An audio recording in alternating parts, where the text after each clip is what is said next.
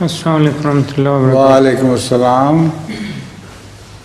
حضور، یہ ترمذی سے حدیث ہے کہ حضرت ابن عباس رضی اللہ تعالیٰ سے روایت ہے کہ حضرت صلی اللہ علیہ وسلم نے فرمایا کہ حجر اسود جب جنت سے نازل ہوا تو سفید رنگ کا تھا، تو دودھ کی طرح سفید تھا، مگر بنی آدم کی خطاؤں نے اسے کالا کر دیا۔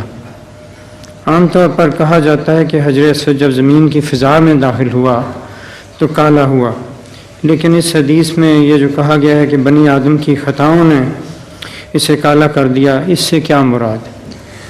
یہ بنی آدم کی خطاؤں والا جو محاورہ ہے وہ ایک تمثیلی کلام ہے۔ مطلب ہے کہ دنیا والے گندے تھے اور دنیا کی فضا کثیف تھی، لیکن امر واقعہ یہ ہے کہ جب کوئی سفید ٹکڑا بھی آسمان سے گرتا ہے، جب کثیف فضا میں داخل ہوتا ہے تو جل جاتا ہے اور ضرور کالا ہو جاتا ہے۔ اور